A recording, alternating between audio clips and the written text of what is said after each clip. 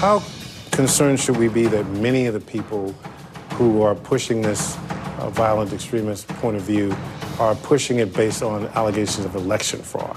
This is why it's so important that you and I are speaking, that we are communicating very clearly that our election infrastructure is safe and secure. People need to have, deserve to have confidence in the integrity of our election system and the meaning of their vote.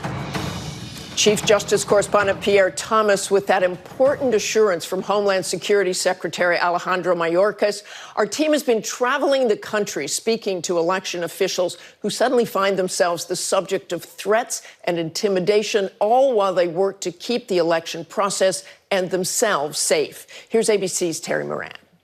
Across the country, election officials are facing an unprecedented number of threats and potentially dangerous confrontations. You frauded out America of a real election where Donald Trump blew your lie out of the water. We'll kill you. Do you know what happens to corrupt Democrat politicians and election officials? You know what happens?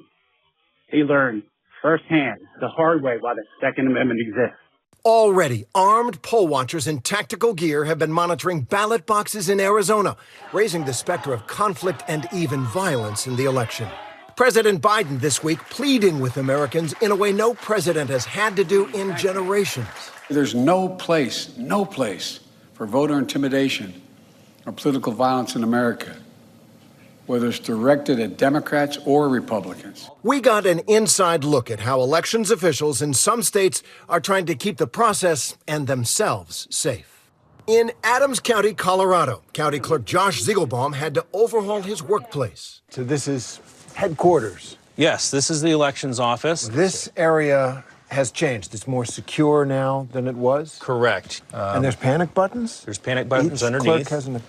Really tried to harden the office as a target as much as we could. Those safety measures extend way past the doors of his office. And I have had some incidences in the past where people have followed me back to my neighborhood. You were followed? That prompted me to start talking with the sheriff about, personal safety. He recommended that I wear a ballistic vest whenever I feel necessary. I wear one pretty much every single day. What does it say? That you are the county clerk in this county, and you have to come to work every day with body armor. It says that our democracy isn't as probably healthy as it should be right now. Donald Trump's refusal to accept the certified results in 2020 let loose a toxic lie in America. I don't believe we'll ever have a fair election again. I don't believe it. And it's all taking a toll.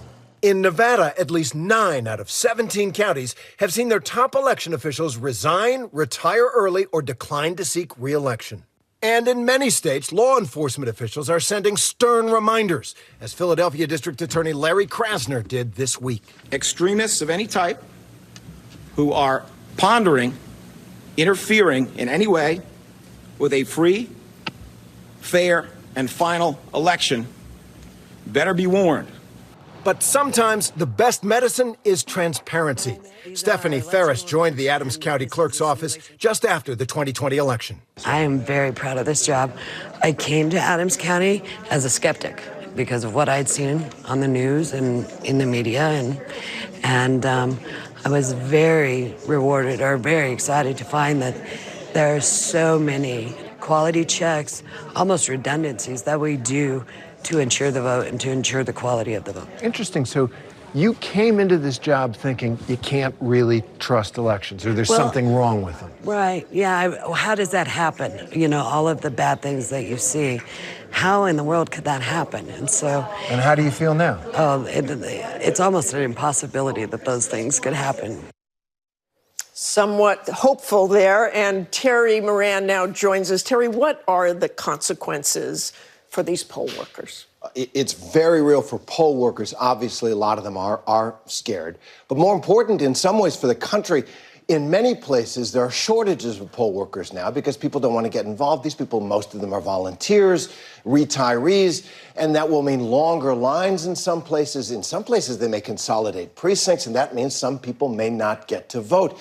And so communities are looking to do things like recruit high school students or ask local businesses, give your employees a day off paid, or once again, calling on veterans to step forward and help the country. And there does seem to be signs of hope in these election workers, for sure. Absolutely. Stephanie Ferris there. I met 3 people in Adams County who were very skeptical. They were election deniers. And once they saw how the process actually works, they became believers that you can trust it. And I think that tells us that most of the people who say elections can't be trusted don't actually know at the granular level what happens to ballots and how they work. And Terry, of course, Tuesday could be a very long night. It might be a long week. When do they think we'll really get election results? Well, it depends on the races. But I know that given the experience in 2020 and the distrust that it sparked to have longer counts, the elections county clerks that I talked to say we are going to get this done and we will have results as soon as possible. We'll hope for that. Thanks for joining us, Terry. You can catch more of Terry's reporting on election security on Impact by Nightline on Hulu. Hi, everyone. George Stephanopoulos here. Thanks for checking out the ABC News YouTube channel. If you'd like to get more videos, show highlights, and watch live event coverage, click on the right over here to subscribe to our channel. And don't forget to download the ABC News app for breaking news alerts. Thanks for watching.